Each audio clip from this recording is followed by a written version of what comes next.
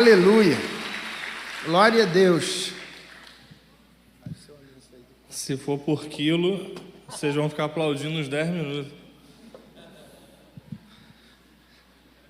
Querido, vem vir um segundo tempo dos anúncios aí, não deu para o pastor Beto fazer tudo, mas o meu é curtinho.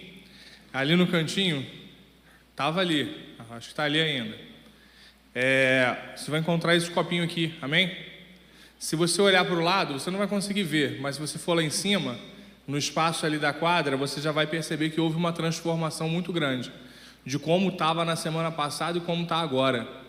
As obras ali já começaram, amém? Pode aplaudir o nome do Senhor por isso?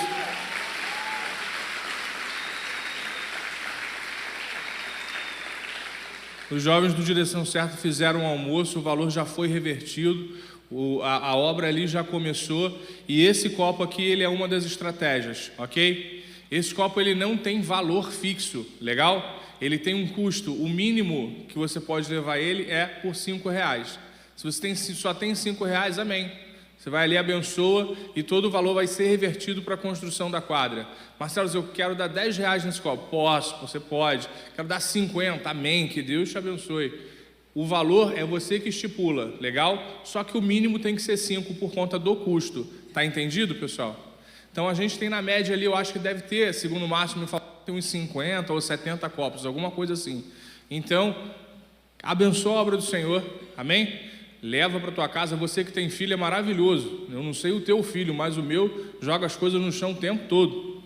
Então esse copo aqui ali já caiu, você viu, já fiz o teste de resistência com ele, na bênção. Amém? Legal? A Ana falou assim para mim, Marcelo, eu vou te monitorar porque eu sei que você bebe muita água. E só colocaram 2 copos ali. Aí eu já trouxe estrategicamente esse aqui, ó. Que aí eu vou bebendo nesse aqui, amém, Ana? E você enche esse aqui, ó.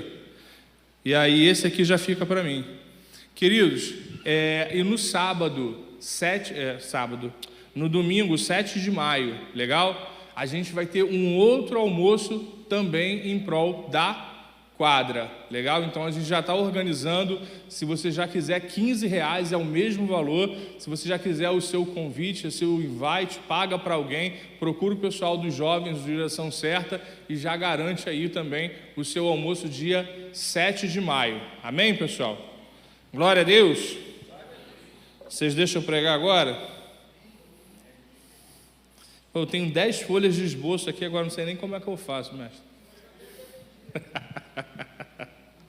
Amém, queridos. Vamos então para a palavra do Senhor. Abra sua Bíblia aí no livro de Jó.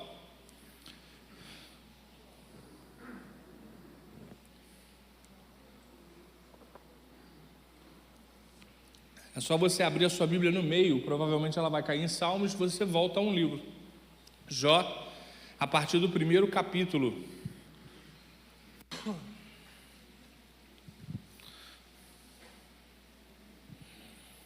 Jó capítulo 1.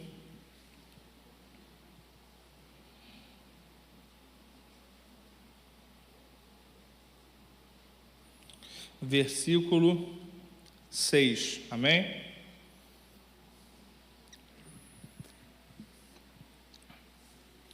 Então diz assim a palavra do Senhor. Pode ser que a sua tradução esteja um pouco diferente, mas a essência da mensagem é a mesma. Num dia em que os filhos de Deus vieram apresentar-se diante do Senhor, veio também Satanás entre eles. Então o Senhor perguntou a Satanás, de onde você vem? E Satanás respondeu ao Senhor, de rodear a terra e passear por ela. E o Senhor disse a Satanás, você reparou no meu servo Jó? Não há ninguém como ele na terra. É um homem íntegro e reto, que teme a Deus e se desvia do mal. Então Satanás respondeu ao Senhor, será que é sem motivo que Jó teme a Deus? Não é verdade que tu mesmo puseste uma cerca ao redor dele, da sua casa e de tudo que ele tem? Abençoaste a obra das suas mãos e os seus bens se multiplicaram na terra? Mas estende a tua mão e toca em tudo que ele tem, para ver se ele não blasfema contra ti na tua face. Então o Senhor disse a Satanás, pode fazer o que quiser com tudo que ele tem, só não se estenda a sua mão contra ele ou contra a vida dele. Então Satanás saiu da presença do Senhor. Esse é um texto muito conhecido, e Jó, ele é um livro muito... tem ali, né, os seus mistérios, né? Muitas pessoas ainda não entendem o livro de Jó e não entendem esse diálogo de Deus com Satanás, e principalmente... entrou um fundo agora. E principalmente por que ele acontece. E aí a gente vai falar um pouco sobre isso. Jó, ele não era qualquer homem na terra. Se a gente for ver historicamente, Jó, ele era um homem que não simplesmente possuía muitos bens, mas até aquele momento de vida, Jó era de fato o cara mais rico da terra. Jó, ele tinha 7.000 ovelhas, 3.000 camelos, 500 juntas de bois, 500 jumentas, tinha um número incontáveis de servos. Então Jó não era qualquer pessoa, Jó era um cara muito rico, né? Diz a palavra que ele era não só rico, mas íntegro, reto em tudo que fazia. A tradução de retidão aqui no hebraico fala de tzedakah. É uma tradução que diz que Jó era bom em tudo que ele fazia. Você imagina Jó jogando num time, por exemplo, se botasse ele na zaga, ele ia jogar bem. Botasse no meio campo, ele ia desenvolver bem. Se bota ele no ataque, ia ser artilheiro. Jó, ele fazia tudo bem. Ele não era qualquer um. O reflexo da sua riqueza era a prova disso. Jó, se a gente fosse trazer para os dias de hoje, de repente ele seria o cara mais entrevistado da Forbes. Conhece a Forbes? Revista dos caras mais ricos do mundo. De repente Jó seria um capa de Forbes. Esse cara, ele traz para a gente algumas lições no livro dele. Mas o grande mistério aqui começa, queridos, nesse diálogo de Deus e Satanás. Primeiro, porque a gente precisa entender esse contexto. Como é que Satanás chega num lugar junto com os filhos de Deus? Por que ele tem esse acesso? A gente precisa entender algumas coisas no original desse texto. Porque se você olhar para esse texto, eu não sei se você tem essa impressão, mas quando Satanás chega e diz assim, e o Senhor pergunta assim, de onde você vem? E ele fala assim, de passear, de rodear pela terra e passear por ela. Aí do nada, Deus fala assim, você viu meu servo Jó? Cara bom, cara fiel, está comigo. Vocês concordam que parece que Deus meio que coloca Jó num lugar que ele não deveria estar? Numa espécie de aposta? Vocês conseguem ter essa dimensão? Eu não sei quantos de vocês já pensaram isso. Por que Deus coloca Jó nessa situação? Não é porque Jó era rico. E aí eu preciso que vocês entendam que quando a gente vai para o livro de Jó, existem 3 coisas que acontecem muito no livro de Jó: paradoxo, ironia, e o livro de Jó é um livro extremamente jurídico. Por que isso? Porque o primeiro paradoxo é o fato de Jó ser apresentado nessa situação é porque ele era alguém fiel. Esse é o primeiro paradoxo. O que é um paradoxo, pessoal? É uma coisa que não tem muito sentido na lógica. Sim ou não? Paradoxo é a mesma coisa de eu falar assim, cara, eu estou de saco cheio de já ficar vazio. É um paradoxo. Então não tem muito sentido. Então, o livro de Jó, ele tem esses paradoxos, mas existe uma lição por trás. E é essa lição que a gente precisa aprender. E esse é o primeiro paradoxo. Cara, é injusto, e a gente vai falar sobre isso. O cara ter sido fiel e ter sido colocado em xeque. Mas a primeira pergunta é: por que Satanás vai naquele lugar questionar a Deus? Por que Deus simplesmente, e Ele tem poder para isso, não chuta Satanás daquele lugar? Satanás aparece ali: meu irmão, você não tem que estar aqui, tchau. Só que isso ia gerar em mim e em você um questionamento. Por que Deus não confrontou Satanás se ele é poderoso? Sim ou não? Então Deus responde a questão de Satanás porque ele sabia que um dia eu e você poderíamos perguntar sobre isso. Ele responde à demanda de Satanás por isso. E aí vamos entrar no livro de Jó. A primeira coisa que a gente precisa entender é que quando esse texto ele diz no versículo 1, e Satanás também veio com eles, no hebraico, quando a gente faz a junção de um artigo com um nome próprio, com algum nome, quer dizer que esse nome não é um nome próprio. Diferente do português, por exemplo, eu digo assim, o Alberto. No hebraico não existe. Se eu vou me referir a uma pessoa com o nome próprio, eu digo só Alberto.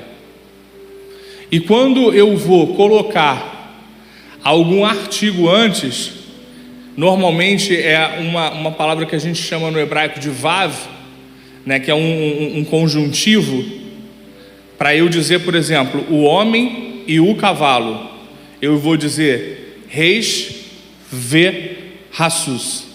Existe essa partícula para trazer essa junção, mas quando tem nome próprio, não existe isso. E aqui no texto, quando diz assim, e veio também Satanás, é a primeira ironia, porque Satanás ele não deveria estar ali. Qual é a primeira ironia desse texto? Quando diz assim, veio também Satanás, é como se fosse uma situação assim, perceba, né? Vamos dizer que Leandro tentou abrir um negócio, e eu fui um cara que tentei passar o Leandro para trás nesse negócio. Eu tentei fazer uma sociedade, eu e o Leandro, eu passei o Leandro para trás, e houve uma situação muito ruim, a gente separou a sociedade e tal, e o Leandro, por isso, levou muito tempo para levantar a empresa dele, e ele conseguiu levantar a empresa dele, e no dia do coquetel de inauguração da empresa dele, quem aparece? Eu. Isso não é ironia? E aí o pastor Beto pergunta assim, ei Leandro, como é que foi a inauguração lá da sua empresa? Aí o Leandro fala assim, pô, foi bênção pastor, foi todo mundo, tal, pastor Jardel foi, pastor Eliane, foi a Cris, foi o Anderson. Agora, você acredita que o Marcelos também foi lá? Entendem a ironia? Eu era para estar ali? É a mesma coisa Satanás aqui. Só que Deus não expulsa Satanás porque ele tinha uma demanda jurídica. Como assim? No hebraico, Satanás aqui não é um nome próprio, é uma característica que ele assume, porque no antigo Oriente Médio não existia o papel de advogado. Então, se eu tivesse uma demanda jurídica contra alguém, por exemplo, eu roubei o Leandro, e o Leandro então viria ao ancião da cidade e falaria assim, ó, o Marcelos ele me roubou, eu me senti lesado por ele, eu quero ir à justiça e resolver essa situação. Se o ancião da cidade entendesse que há sim uma demanda jurídica para ser resolvida, o Leandro era nomeado advogado de acusação contra o Marcelos. E qual é a expressão de advogado de acusação? Satã. Entenderam? A palavra Satã, ela tem origem em advogado de acusação. Por isso a gente chama o inimigo de acusador das nossas almas. Vocês entendem? Então, juridicamente, Satanás estava indo ali reivindicar uma demanda jurídica. Na expressão, quando ele diz assim, o Senhor diz assim, de onde vens? Ou seja, por que você está aqui se não era para você estar? Ele responde, de rodear a terra e passear por ela. Esse termo passear é o mesmo termo empregado de quando Deus, na viração do dia, vinha até Adão e Eva. Ele estava passeando pelo jardim. É a mesma expressão de Davi passeando por seu reino. O que é esse passear? Não é simplesmente um passear para desanuviar a cabeça e está tudo bem. É um passear de supervisionar o meu reino e saber se está tudo bem ou se tem alguma coisa contra mim. Vocês entendem? Então, quando Satanás ele vem de passear a terra, ele está dizendo para Deus o quê? Tem alguma coisa errada com a minha terra. Porque nesse momento, no livro de Jó, Satanás ele tem um direito legal sobre a terra. Como assim, Marcelos? No direito existem algumas demandas que são legais, mas não são morais. De novo, já que eu dei o exemplo aqui, eu trapaceando o Leandro. Na sociedade, a gente compra um terreno junto, meio a meio. Só que eu vou lá na escritura e, Leandro, assina esses papéis aqui da nossa empresa. E eu pego uma procuração, ele passa os poderes para mim, eu trapaceio e coloco tudo no meu nome. Eu fui moralmente legal, pessoal? Não. Mas juridicamente a terra é de quem? Legalmente é minha. Porque no papel vale o que está. Então existem algumas demandas que são legais, mas não são morais. Satanás moralmente não tinha direito de reivindicar a terra e nem de estar ali, mas legalmente, por uma demanda jurídica, ele poderia. Por isso Deus, que é justo, ele precisa ouvir a demanda, por justiça. Entendem? Então, Deus escuta o que Satanás está dizendo. O que ele está dizendo? Tem um problema na minha terra. Qual era o problema, pessoal? Era Jó. Sabe por quê? Porque enquanto houver um justo na terra, Satanás não pode se apoderar dela totalmente.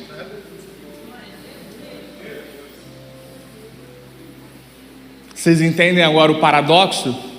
Por que Satanás vai reivindicar a terra? Porque tinha um justo que era cercado por Deus, porque ele era fiel a Deus.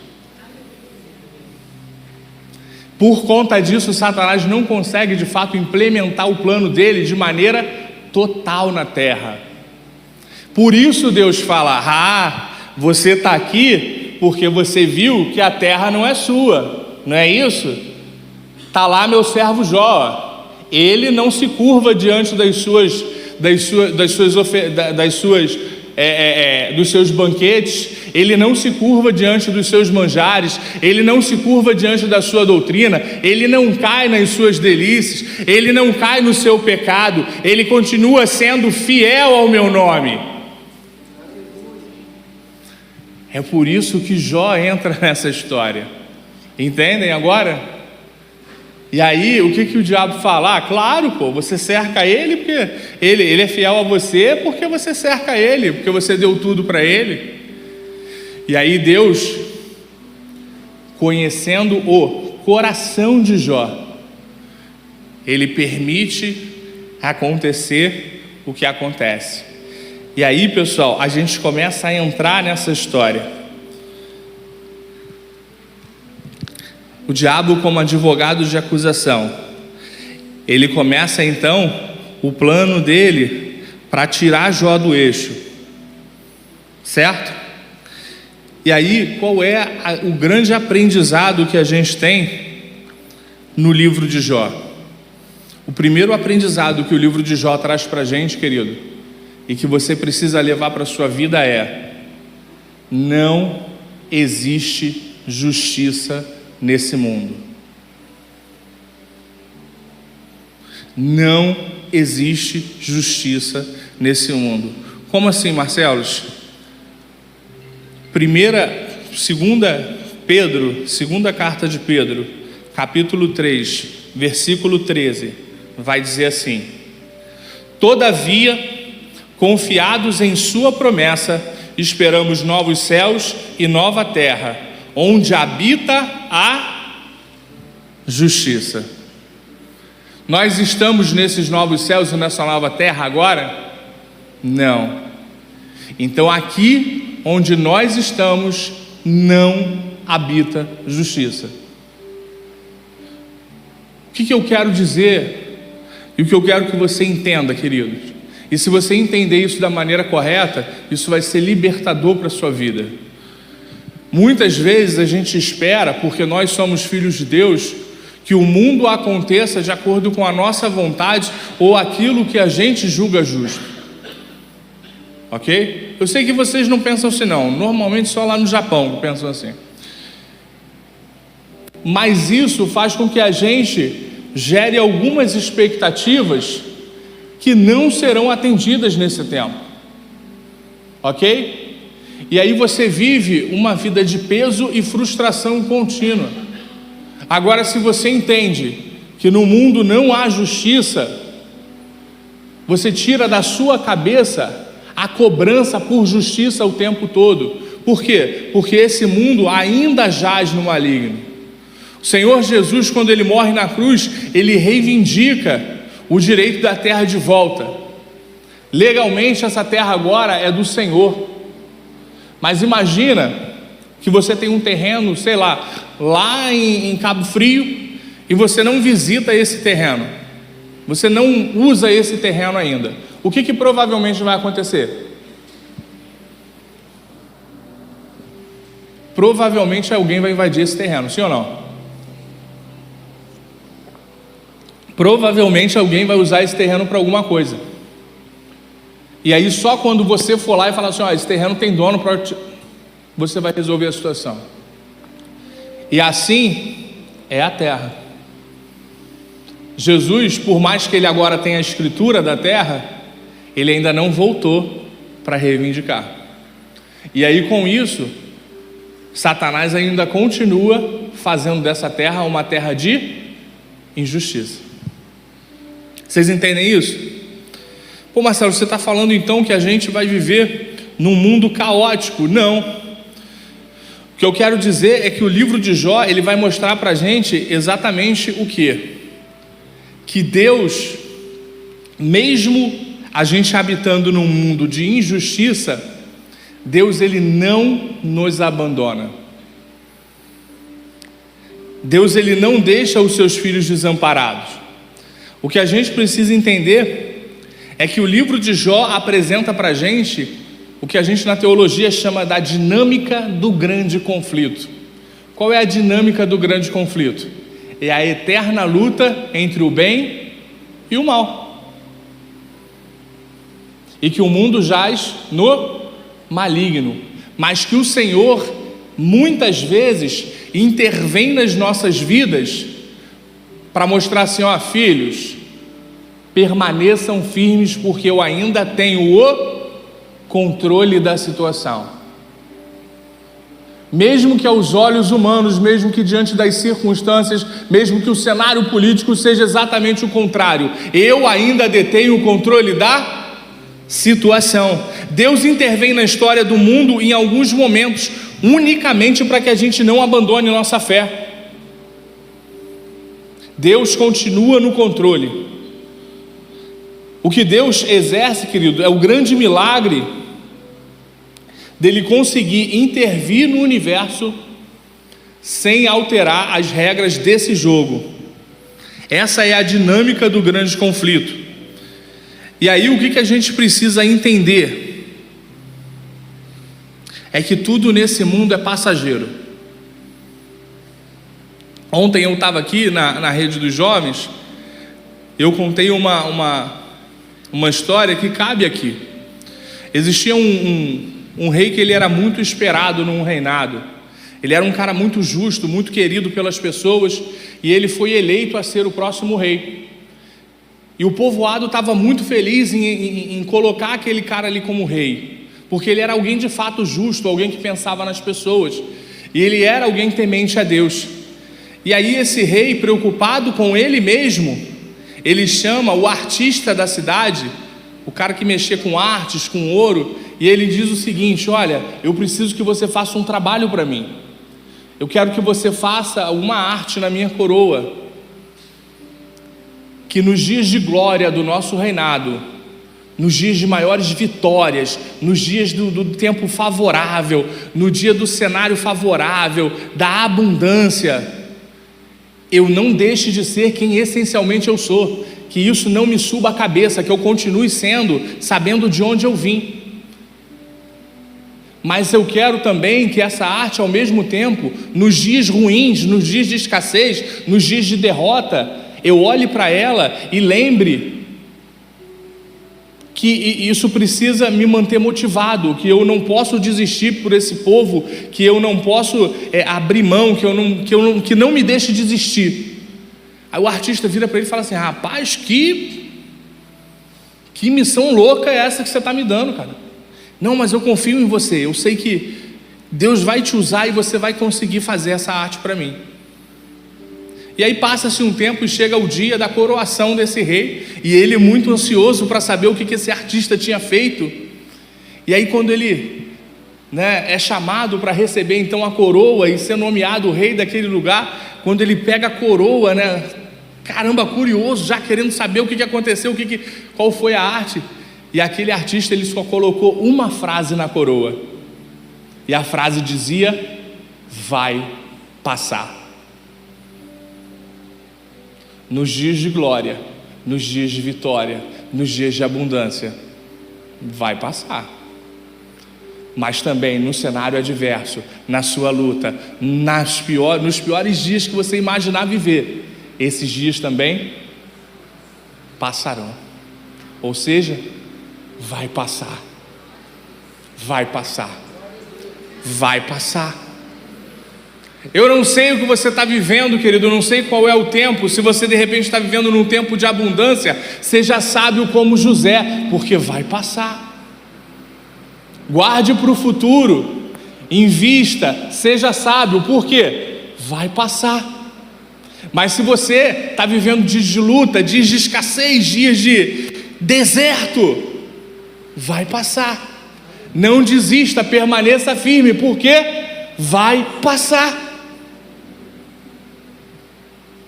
E a dinâmica do grande conflito que o livro de Jó ensina para a gente é justamente isso: que todos os dias que você vive, que são dias ruins, são dias de dor, são dias de injustiça com você, eles vão passar, é passageiro.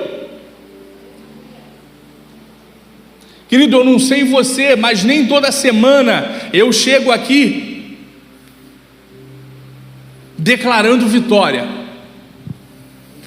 Tem semana que o negócio foi punk pra caramba. Tem semana que eu chego exausto, tipo no pó mesmo, sabe como? Esperando do Senhor o renovo.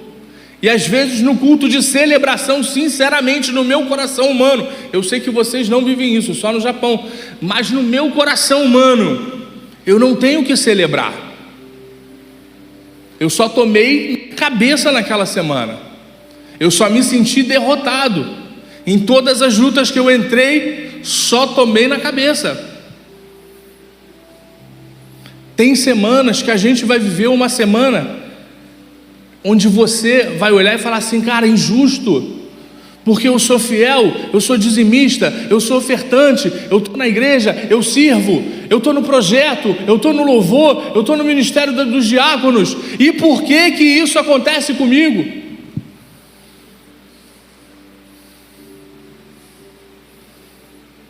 E esse é o tema dessa mensagem. Por que tantos dias ruins se eu sirvo a um Deus bom? Por que um cenário tão adverso, se o meu Deus é um Deus que eu canto aqui, um Deus de bondade? Por que na minha vida é tanta luta, tanta batalha, se está aqui escrito, está aqui o pessoal cantando: tu és bom, tu és bom, tu és bom? Porque, querido, esse mundo é injusto. Nós precisamos entender isso, que quando nós vivemos algo, quando nós temos uma vitória na nossa vida, isso é o sobrenatural de Deus agindo sobre nós. Se você entender que esse mundo é injusto e que você ainda assim detém vitória, se ainda assim você está com saúde, se ainda assim você tem sua casa, se ainda assim você tem um meio de transporte de estar aqui, cara, Deus é sobrenatural na sua vida e muitas vezes você nem percebe, porque o mundo é injusto. O mundo não é fácil. Vai ter dia que você vai chegar na segunda-feira com aquele boleto na mão e não sabe de onde tirar o dinheiro. Vai! Porque um monte de gente pregou errado para você que o Senhor é o meu pastor e nada me faltará. Ali não está falando de recurso. Porque um monte de vezes eu tive boleto na minha mão e não tinha de onde tirar dinheiro. Por quê? O mundo é injusto.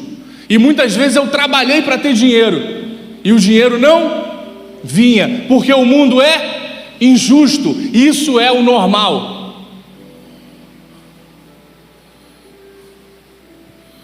Agora, o sobrenatural é quando você trabalha, superabunda, Deus traz sobre a sua vida o recurso, e quando você não tem de onde tirar, Deus faz com que alguém te abençoe. E muitas vezes você não valoriza isso como algo sobrenatural. Entenda que as coisas ruins desse mundo são passageiras, e as coisas boas que você vive são apenas a degustação do que você vai viver um dia em plenitude com o Senhor.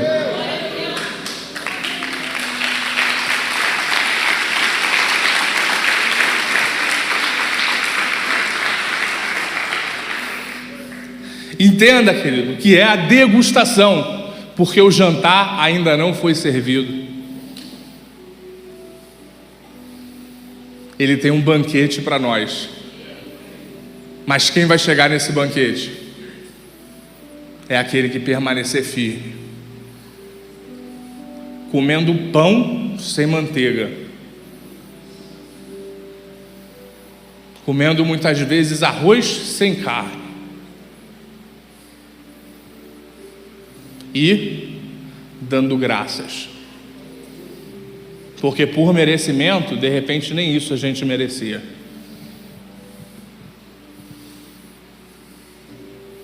Entenda de uma vez por todas que o mundo não gira em torno de você. Existem alguns pregadores, cara, eu não vou citar nome porque é antiético e está gravando, mas mano, que acha que Deus vive em torno da pessoa. Não é assim. Deus, ele consegue sim reger o mundo e ter uma relação pessoal contigo como se fosse só você e ele. Mas entenda que o mundo não vai girar em torno de mim e de você. Existe um plano maior. Entenda que nem sempre que Deus te abençoar é porque você fez alguma coisa boa. Não é por merecimento, é por graça. Muitas vezes ele te abençoa só porque ele te ama, velho. Você nem merece, você de fato nem merece, entenda isso, mas Ele te abençoa porque Ele te ama.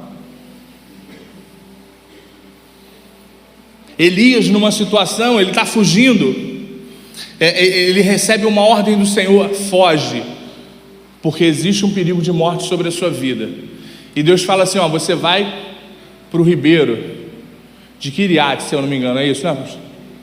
Querite, você vai para o ribeiro de Querite, e diz a palavra que o ribeiro seria a parte da água, porque aquele mundo estava passando por uma seca, não tinha chuva, e Deus já tinha providenciado o ribeiro para ele, para que não faltasse água. Mas do que ele se alimentaria? Aí diz na palavra que Deus já tinha ordenado aos corvos que alimentassem Elias. Deus não iria providenciar, Ele já tinha provido. E isso é uma coisa que eu tenho batido muito na tecla. Quem tem assistido aula comigo já ouviu isso pelo menos umas 42 vezes. Cara, Deus não se move no tempo como a gente. Deus não está no Cronos. Na nossa cabeça, Deus vai abençoar a gente no futuro. Só que Deus não se move no Cronos, Deus está no Kairos, Deus ele está sobre o tempo. Deus não entra na história, a história vem a partir de Deus. É o inverso. Deus, ele quando se move no Kairos, o que eu estou querendo dizer? Em hebraico, a escrita vem de trás para frente. Por quê? Porque não existe tempo para Deus. Ou seja, quando ele olha para o Leandro, ele não olha o Leandro imaginando que o Leandro vai ser, ele já sabe quem o Leandro é no futuro, porque não existe futuro para Deus. Quando ele cria, ele já cria tudo pronto. O que existe para você já está pronto, já foi providenciado. Assim como a gente estudou na terça-feira, o que falta para a gente, queridos, é manter a postura, porque algumas lutas não são nossas, algumas coisas são ação de Deus, e a gente só precisa se manter firme, fiel, na postura. Estão entendendo? Então, de uma vez por todas, entenda que não há justiça nesse mundo. Entenda. Na época de Jó, eles acreditavam no seguinte: se o cara era abençoado é porque ele era muito temente a Deus e fazia as coisas certas. E Jó ficou em parafuso porque ele foi colocado em xeque justamente para quebrar esse paradigma. Até os amigos dele eram amigos de verdade, né? Alguns dizem que aqueles amigos de Jó eram amigos da onça. Não eram, eles eram amigos de verdade. Eram caras ricos de posse que ficaram 7 dias com Jó. Quem hoje, diante da sua luta, deixa tudo e fica 7 dias contigo ali? E os caras tinham o negócio deles, tinham o business dele. Os caras abandonaram tudo e ficaram com Jó, mas os caras não ajudaram Jó financeiramente. Por quê? Porque eles também acreditavam que aquilo era um castigo divino por alguma coisa que Jó tinha feito. Então o medo deles era o quê? Pô, se eu ajudar Jó, eu vou sofrer retaliação. Saca? Mas eles eram amigos de verdade. Só que entenda, querido, que nem tudo que a gente faz, nem todo deserto que a gente entra, é porque a gente fez alguma coisa de errado. Jó fez alguma coisa de errado? Isso é uma grande lição. Foi Deus que colocou ele naquela situação. Foi Deus quem permitiu ele passar por aquela situação. Entenda de uma vez por todas que não há justiça no mundo. Não tenta balizar sua mente por coisas de justiça. Não há justiça no mundo. Há a intervenção divina diante de um cenário onde há o grande conflito entre o bem e o mal. Deus vai intervir em seu favor porque Ele te ama. Mas entenda, Ele não vai te isentar de passar alguns desertos, porque é só no deserto que você vai crescer, é só no deserto que você vai desenvolver a sua mentalidade, é só na dificuldade que de fato você vai ganhar músculo, ganhar carcaça e conseguir ajudar outras pessoas. De novo, as coisas boas são degustação daquilo que você vai viver, para que você pense assim: caramba, se isso é uma degustação, eu vou permanecer nesse caminho, porque o negócio é muito bom. Há uma recompensa, mas essa recompensa não é aqui. Amém, queridos? Entenda que nem todo deserto é o diabo agindo na sua vida. Entenda que nem todos os dias de glória é o Senhor te exaltando. Você lembra que quem leva Jesus para o deserto é o Espírito? E quem leva Jesus para o topo do mundo é o diabo? Adão foi derrotado no paraíso.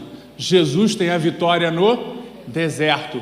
O que faz a diferença não é um ambiente, não é a circunstância, é a postura que eu tenho diante do que eu estou vivendo.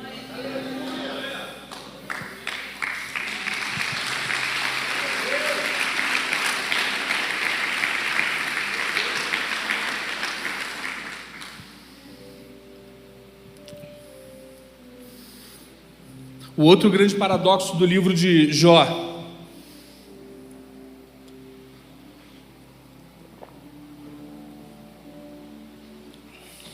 é que Deus mostra para ele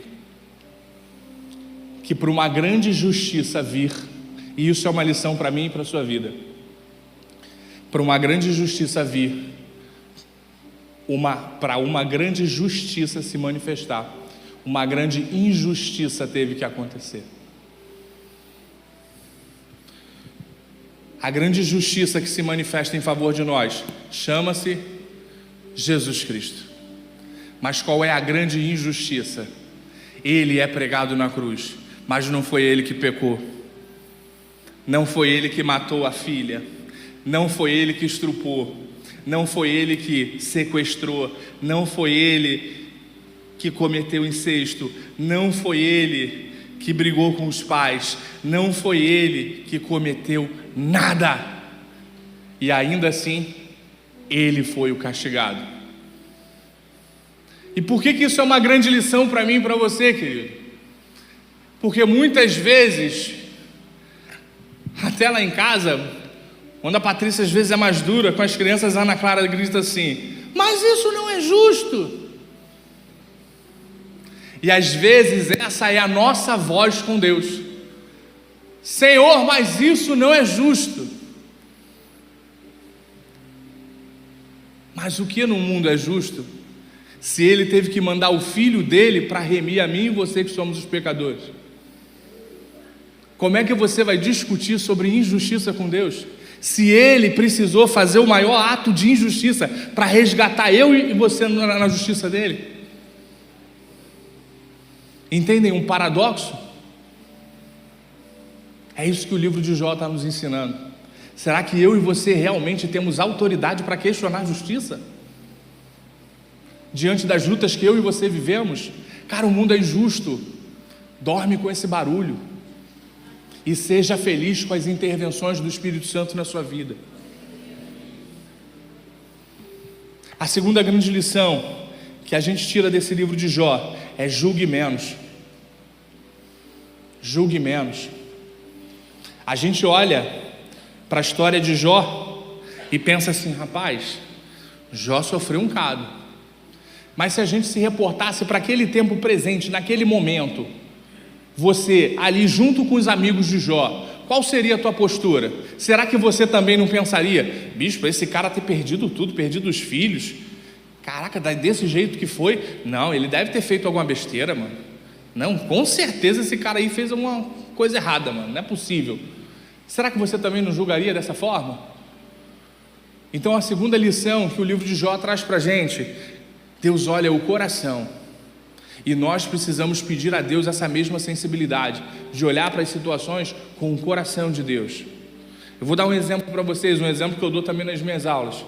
Você imagina duas figuras, se aparece ali no telão, sem vocês saberem a história, aparece ali no telão duas figuras. A primeira figura é de um homem velho estendendo um punhal para uma criança amarrada. Essa é a primeira figura. A segunda figura é alguém com uma pranchetinha, um coletinho escrito IBGE, fazendo o censo.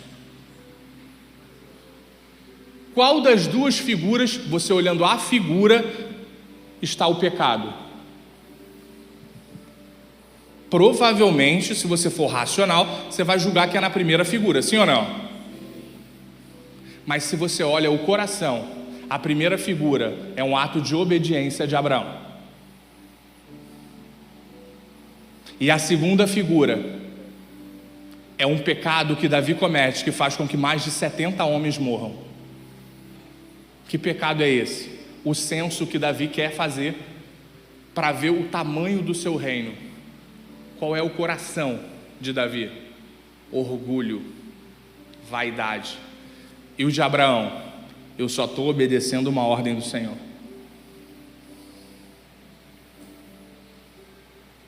Então o livro de Jó, ele traz essa segunda lição para a gente: julgue menos. Jó não tinha feito nada de errado, mas as pessoas, a mulher dele, quando diz assim: cara, para de guardar a sua integridade, abandone esse Deus e morre. Ela está querendo dizer assim: pô, por que você está querendo posar de certinho? Aconteceu algum erro, você que não quer contar. Morre, cara, é mais fácil do que eu te ver sofrendo.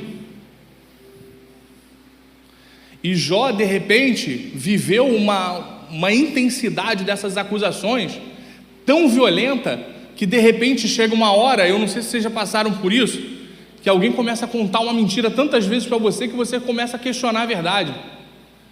Cara, será que eu realmente errei? Aonde, cara? Eu não consigo ver, será que eu realmente errei?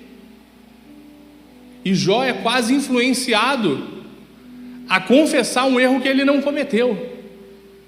E muitas vezes a gente, no nosso entendimento, no nosso senso de justiça, acha que dentro de uma situação, assim como foi a de Jó, a gente julga. Não, esse cara deve ter feito alguma coisa errada. Não, esse cara aí é culpado. Peça a Deus para aumentar a sensibilidade do seu coração. Não julgue, porque no dia que você de repente estiver vivendo uma situação como Jó, você pode de repente não ser julgado. Mas se você é alguém que se lança em julgar, você dá o direito de alguém te julgar também da mesma forma. Julgar por fora é fácil, mas Deus vê o coração. Quando a gente julga por fora, a gente só está vendo a superficialidade. E lembra daquela frase que o pastor Jardel gosta muito de falar: o fato de você entrar numa garagem não faz de você um carro. Assim como pelo fato de você estar numa igreja, não significa que você é um cristão legítimo. Você pode estar aqui hoje e eu olho para você e te acho um super crente. Ou eu olho para você e falo assim: eu acho que Anderson não tem tanto compromisso assim com Deus. Não. Só que Deus olha o coração. Você lembra da parábola do joio e do trigo? O joio e o trigo, eles são parecidíssimos. Diz na parábola que eles só poderão ser separados no dia da colheita. E o joio não sabe quem é o trigo, e o trigo também não sabe quem é o joio. Entendem? Por que Deus não expulsou Satanás no primeiro momento? Porque Satanás estava misturado como joio no meio dos filhos de Deus.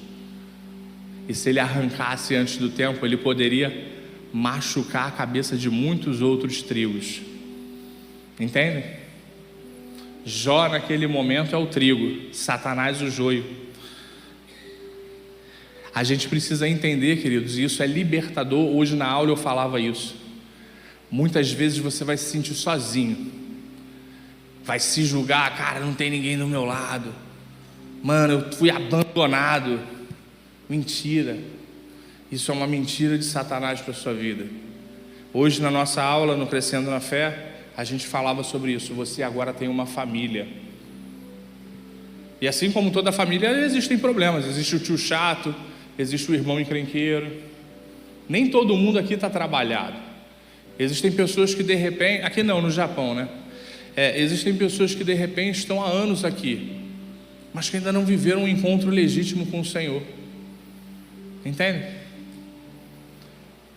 É uma família. Só que você não está sozinho diante das suas batalhas. Existem pessoas aqui que você pode contar. Só que o que você precisa saber é quem você escuta. Existe uma grande diferença entre crítica, conselho e repreensão. Aprenda isso de uma vez por todas. A crítica normalmente vem de alguém que não construiu nada e emite uma opinião aleatória sem conhecer de fato a sua história. A crítica normalmente vem de alguém que não construiu nada e emite uma opinião aleatória sem conhecer de fato a sua história. Ok? A diferença da crítica e da pizza, pessoal, é que a pizza você pede. Legal? Conselho. Normalmente conselho você toma com alguém que é referência em alguma coisa que você deseja desenvolver. O Betinho é referência em percussão, eu quero aprender. Betinho, como é que você começou a treinar os primeiros passos aqui na percussão para você aprender? E o Betinho então vai me trazer um conselho, porque ele é referência em alguma coisa que eu desejo desenvolver. Então só tome conselhos de quem é de fato uma referência naquilo que você deseja desenvolver. E a repreensão, pessoal, a repreensão, ela vem de alguém que ama você e exerce algum tipo de influência na sua vida. Por quê?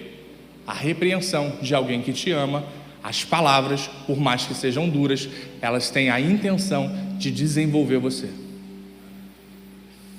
Entenderam a diferença? Então, julgue menos na sua vida e aprenda a absorver o que é uma crítica, um conselho e uma repreensão. Amém, queridos? E caminhando para o final, a terceira lição que o livro de Jó traz para a gente é que diante de todas essas circunstâncias, Jó perde tudo, mas ele permanece com a sua fé inabalável. Deus me deu, Deus tomou, bendito seja o nome do Senhor. Cara, cheguei pelado nesse mundo, vou voltar para o pó da terra, tudo é de Deus e para Deus. Amém? Entendem? Cara, eu não tinha nada quando eu cheguei aqui, e ainda não tendo nada nesse mundo injusto, Deus permitiu que eu conquistasse alguma coisa. Deus permitiu que você conquistasse alguma coisa até aqui, querido? E o que você tinha quando nasceu? Se você não veio de um berço de ouro aí, não herdou alguma fortuna, a gente está no mesmo barco. A única herança que eu tenho da minha família é herança genética, e mesmo assim muito ruim.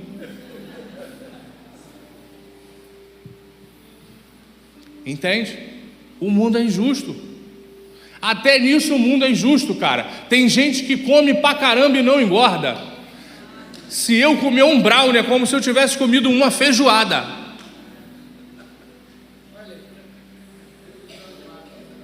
Até nisso o mundo é injusto, parceiro.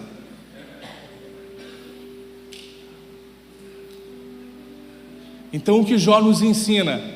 Cara, o mundo é injusto, não espere justiça do mundo, coloque a sua fé em Deus, porque é Ele quem vai intervir em seu favor nos momentos mais críticos e quando Ele julgar necessário, porque até nisso Deus é maravilhoso, porque Ele equilibra o universo. Como assim, Marcelo? Ele equilibra o universo. Imagina se Deus não interviesse em situação nenhuma, tudo seria um caos, sim ou não? Agora, se Deus também intervir em tudo, qual é a legitimidade da minha fé? Refletiram? Se Deus intervisse em tudo, é como se todo mundo ganhasse na loteria no mesmo tempo. O que ia sobrar para você? Sei lá, 16 centavos para todo mundo. O que adiantou? E se Deus intervir em tudo, eu tenho a garantia que Deus vai resolver tudo. Há legitimidade na minha fé? Há alguma validade na minha fé? Não. Vocês entendem como até nisso Deus é maravilhoso? Ele entende e equilibra exatamente no que Ele tem que intervir e quando Ele vai intervir. E lembre-se de uma coisa: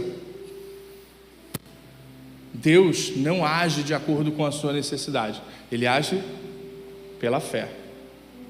Por isso, a sua fé é que precisa se permanecer inabalável. A sua fé é que precisa se manter acesa. Cara, Marcelo, isso é possível? Claro que é possível. Jó mostrou isso pra gente. E quem também mostrou isso pra gente de maneira fantástica? O apóstolo Paulo. E aí eu quero que você abra sua Bíblia para a gente ir para a última passagem que a gente vai ler nessa manhã com relação a essa mensagem. Está no livro de 2 Timóteo.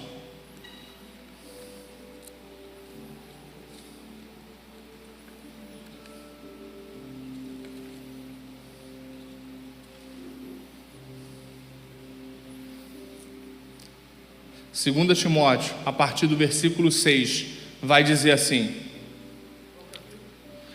2 Timóteo, capítulo 4, versículo 6. Vai dizer assim a palavra do Senhor: porque já estou pronto para ser oferecido, e o tempo da minha partida está próximo. Combati o bom combate, terminei a carreira e guardei a fé.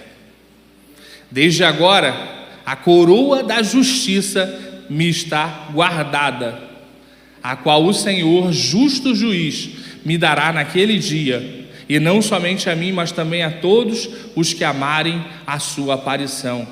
Procura vir ter comigo depressa, porque Demas me desamparou, amando esse mundo presente, e partiu para Tessalônica.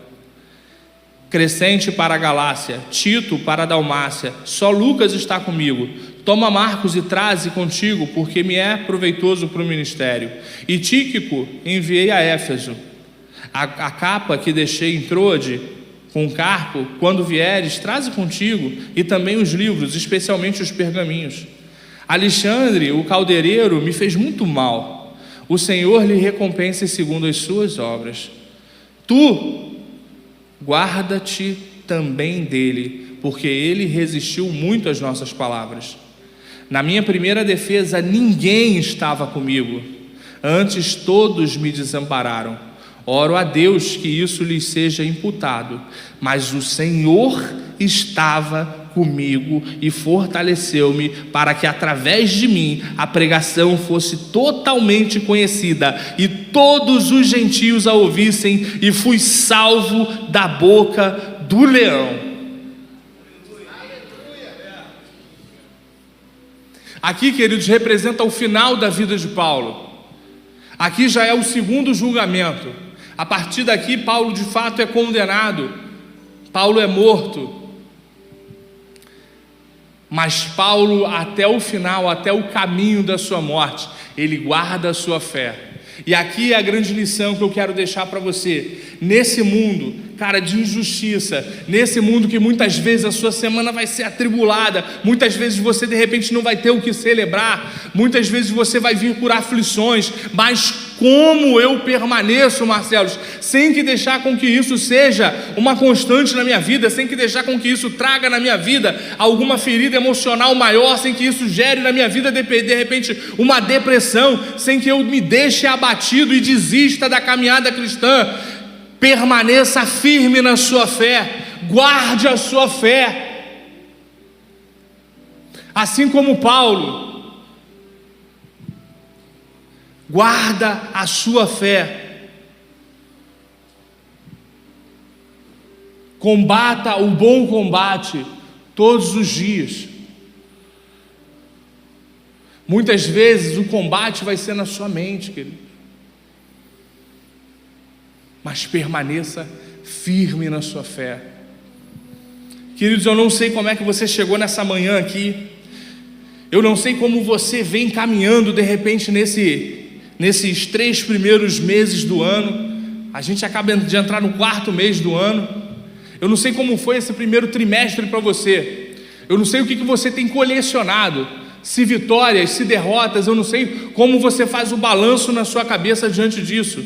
Mas deixa eu te falar uma coisa, se de repente essa palavra não fez sentido para você, porque você só vem, bicho, em vitória, acendendo vitória, amém, cola do lado de alguém, bicho, e traz essa vitória para a vida dessa pessoa, seja uma referência para ela, e se prepare para os dias maus, porque vai passar.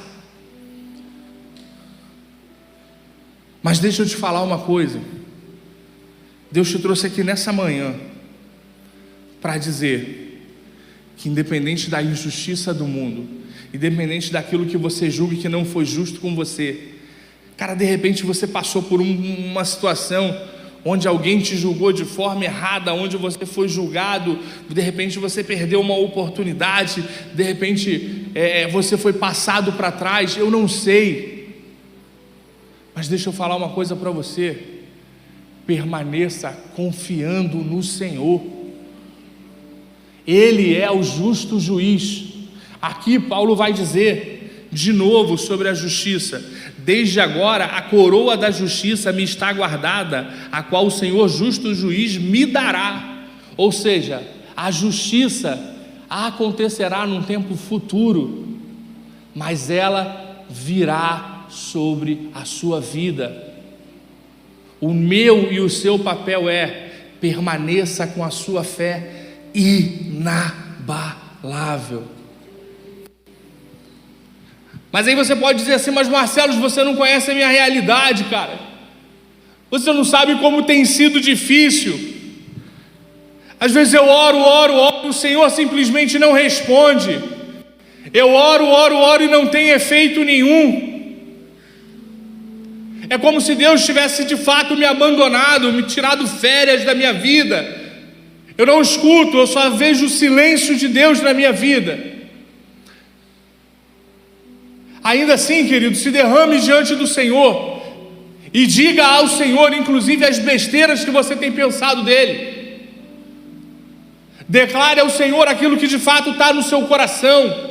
Não retém aquilo que está no seu coração, derrame de fato aos pés do Senhor aquilo que está no seu coração, o seu sentimento humano. Você não pode enganar a Deus, Ele sabe do seu coração, por isso derrama o seu coração, mesmo com todos esses sentimentos, mesmo que você ache que Deus vai te achar a pior das criaturas, não deixe de falar para Deus aquilo que está no seu coração, derrame o seu coração diante de Deus. Jó fez isso. No momento que Jó faz isso, ele se derrama, os amigos ali questionando a sua vida, ele diz: cara, eu quero ter com esse Senhor, que ele viesse aqui, ó, na minha frente, já que ele foi injusto comigo, vem aqui, Senhor, que eu vou te dizer poucas e boas. Jó começa a se revoltar com Deus, e eu e você muitas vezes, queridos, guardamos esse sentimento de algumas situações da nossa vida, a gente se revoltar com Deus. E deixa eu te falar, isso não é errado, isso é humano, isso não é errado, isso é humano. E o que Deus mais quer é que você exponha a sua carnalidade para Ele, porque um dos papéis da paternidade é tirar a carnalidade do filho. Por que na tradição judaica existe ali a circuncisão nos primeiros dias? Que é como se ali naquela tradição estivesse consagrando aquela criança, tirando o que é carnal e consagrando ela ao que é espiritual. Entendem? Derrama a sua carnalidade diante de Deus. Seja sincero com Deus. Não esconda os seus sentimentos. Ele quer ouvir justamente o que está no seu coração. Porque a maior experiência que Jó teve com Deus foi quando ele de fato se derramou aos pés do Senhor e declarou tudo o que ele precisava declarar. E aí o Senhor faz um passeio com Jó, e aí num outro cenário irônico, Deus vem num tufãozinho. Você imagina Jó falando tudo aquilo de Deus. Deus era para vir como, meu irmão? Rasgando tudo, né? Trovão, céu preto e terremoto. E muitas vezes Deus age na ironia. Você lembra de Elias? E toma terremoto, e toma não sei o quê, e Deus veio aonde? Na brisa. E depois diz que Deus não tem bom humor. E com Jó foi a mesma coisa, cara. Ele vem num ventinho. É como se Deus aparecesse numa Honda Bis. Imagina, Deus gordão numa Honda Bis. Não fica engraçado? Com aquele capacetinho na cabeça assim? É como se Deus estivesse fazendo aquilo com Jó. Deus pega toda aquela ira de Jó, mano, e aparece na ironia. Ele vem de bom humor. Ele fala: Jó, é você que está questionando aí a questão do mundo todo aí? Então faz o seguinte, vem aqui comigo e vamos dar um passeio. E Deus começa a levar Jó para a maior experiência da vida dele. E Deus começa a falar assim: vem cá, Jó, onde você estava quando eu criei o firmamento? Aqui, você está vendo essa neve presa aqui? Por que ela não cai? Você sabe como é que eu faço isso? Você sabe como é que eu controlo o mundo? Você sabe como é que eu equilibro o sistema solar? Onde é que você estava quando eu fiz tudo isso? O que você tem de conselho para me dar sobre isso, Jó? Hã? E aí Jó vem, mano, totalmente envergonhado. Mas a intenção do Senhor não era envergonhar Jó. A intenção do Senhor era mostrar que ele detinha todo o controle. E aí Deus leva Jó para um segundo passeio, onde ele mostra a luta entre o bem e o mal. Naquela cultura, o mal era representado por uma besta marinha e uma besta terrestre. E é exatamente essa luta que Jó vê com os olhos dele no campo espiritual. Deus lutando com esses seres. E a luta é ferrenha. Deus se machuca na luta. Calma aí, Marcelo, espera aí. Deus se machuca na luta, se machuca. E mostra o quanto ele está empenhado em de fato vencer o bem para os filhos deles. Mas por que, Marcelo, que Deus se machuca na luta? E Jó fica aterrorizado com isso. Porque se Deus fosse para essa luta como ele é, não tinha luta, tinha massacre. Estão entendendo? Só que por que Deus vai dessa forma? É como se Deus descesse ao nível de Satanás para lutar. Por quê? Porque Deus é justiça. Até na batalha ele age com justiça, ele não sobrepõe força. É como se Deus fosse peso pesado, fosse lá, perdesse peso para lutar na categoria peso-pena. E aí Jó declara: antes eu te conhecia só de ouvir falar, mas agora os meus olhos te veem, Senhor. Me perdoa pela minha mediocridade, pela minha pequenez. E o que o Senhor quer mostrar para mim e para você nessa manhã, querido, é que Ele detém o controle do universo. Ele age com justiça sobre os seus. Ele nunca vai te deixar sozinho numa batalha, mesmo que você esteja num mundo injusto.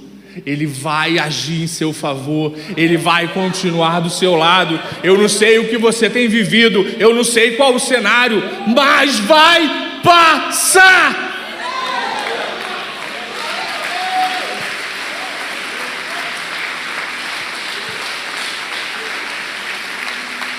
Se derrama diante do Senhor, entrega ao Senhor a sua adoração, entrega ao Senhor o seu clamor, entrega ao Senhor os seus questionamentos, porque todos eles serão respondidos ao seu tempo.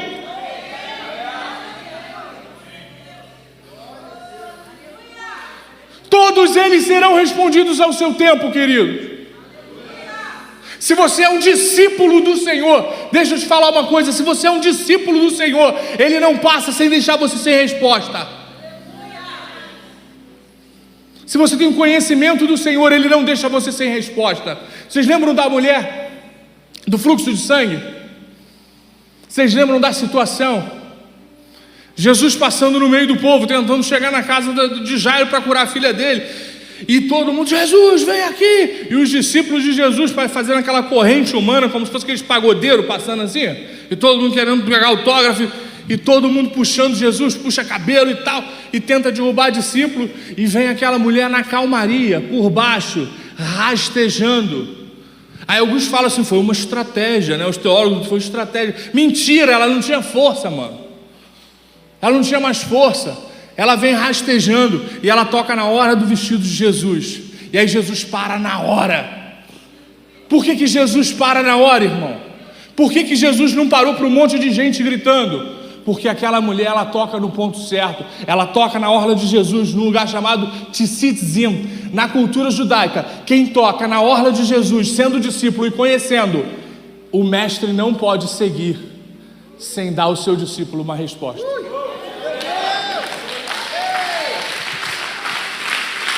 O Senhor não te deixará sem resposta. Derrama diante do Senhor os seus questionamentos, derrama diante do Senhor a sua indignação, derrama diante do Senhor a sua dúvida, e Ele não te deixará sem resposta. Se o tempo não tem sido favorável para você, queridos, entenda, vai passar. Em nome de Jesus, vai passar. Em nome de Jesus. Você pode se colocar de pé nessa manhã.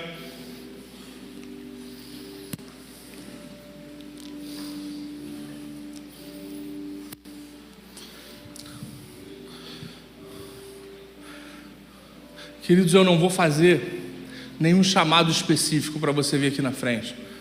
Eu quero de fato deixar você livre, porque no seu coração você sabe o que você precisa fazer diante do Senhor. Se você quer se derramar no altar, que você se derrame.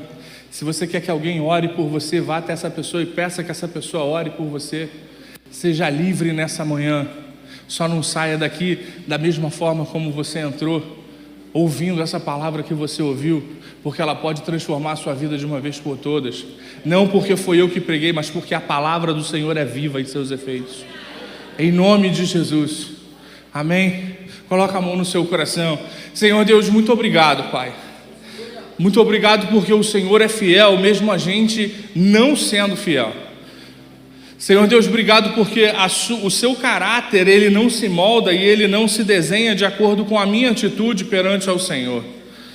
O Senhor é imutável, o Senhor é inigualável, o Senhor é magnífico, o Senhor é grande. O Senhor é fiel, o Senhor é digno, o Senhor é o único digno de ser adorado.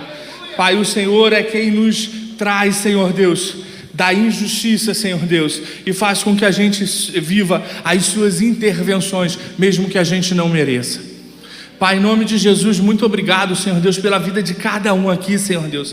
Agora eu te peço que o Senhor, pelo seu Espírito Santo que habita nos seus filhos, comece a sondar os corações deles, Senhor Deus. Comece a falar, Senhor Deus, com os seus filhos. Comece a ministrar, Senhor Deus, e ruminar essa palavra no coração deles, Senhor Deus, para que eles vivam, Senhor Deus, de fato um tempo novo, Deus. De fato, Senhor Deus, um tempo novo na sua vida, Pai. Que eles de fato rompam um ciclo e comecem a viver, Senhor Deus, um novo ciclo na vida deles, Senhor Deus.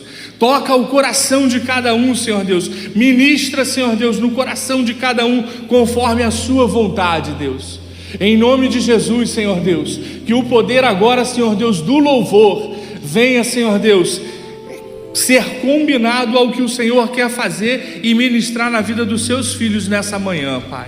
Assim eu te oro, Deus, em nome de Jesus, entregando, Senhor Deus, a vida dos seus filhos nas suas mãos. Que o teu Espírito Santo, Senhor Deus, continue agindo no coração de cada um, Pai. Em nome de Jesus, Deus. Amém, Pai. Amém.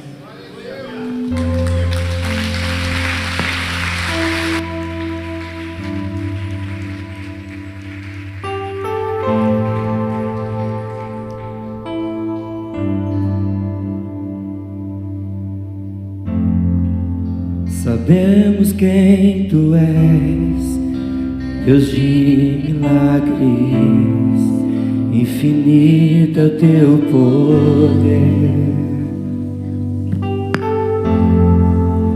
e tudo que fizeste no passado farás outra vez. Nem correntes, pontes ou barreiras te impedirão, pois tens todo o poder. Mortos vivem e os que estão feridos serão resgatados. Tens todo o poder.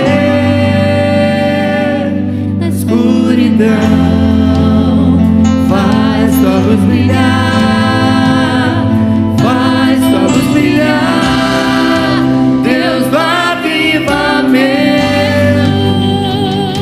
Com fé cantamos, a morte foi vencida, tu é a vitória, Deus do avivamento.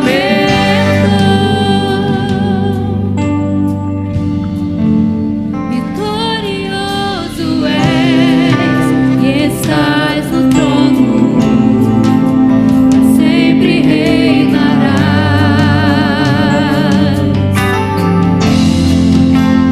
Eu não temerei, pois já venceste, só em ti confiarei.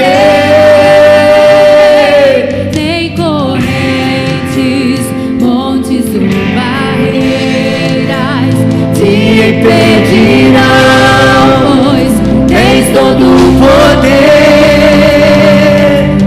Mortos vivem e os que estão perdidos serão restaurados. Tens todo o poder. Na escuridão faz tua luz brilhar, faz tua luz brilhar, Deus do avivamento. Com fé cantamos, a morte foi vencida, e tu é a vitória, Deus do avivamento.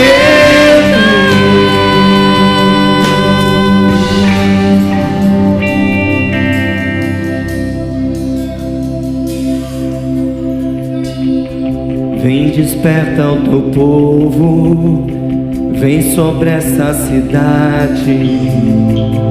Deus do avivamento, vem mover, vem mover. Vem fortalezas, ouço correntes ao chão. Deus do avivamento vem mover, vem mover. Vem despertar teu povo, Vem sobre essa cidade, Deus do avivamento vem mover, vem mover. Vem quebrar fortalezas, ouço correntes ao chão. Deus do avivamento vem mover, vem mover. na escuridão, Faz tua luz brilhar, faz tua luz brilhar. Deus do avivamento,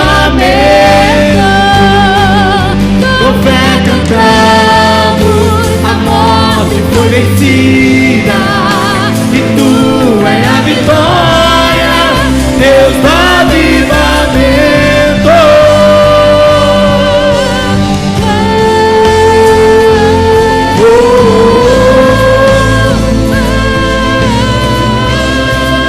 Deus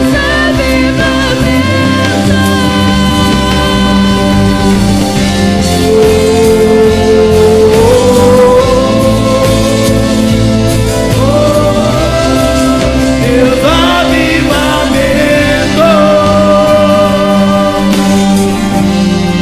vem despertar teu povo, vem sobre essa cidade. Deus Do avivamento vem mover, vem mover. Vem quebrar fortalezas, ouço correntes ao chão. Estenda suas mãos assim pro céu Deus do avivamento vem e declare pra ele, declare pra ele. vem mover, vem despertar teu povo, Vem sobre essa cidade, Deus do avivamento vem mover, vem mover. Vem quebrar fortalezas, ouço correntes ao chão. Deus do avivamento vem mover, vem mover.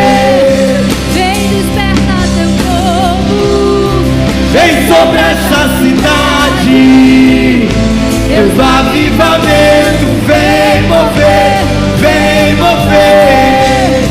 Vem quebrar fortalezas, ouço correntes ao chão. Deus do avivamento vem mover, vem mover.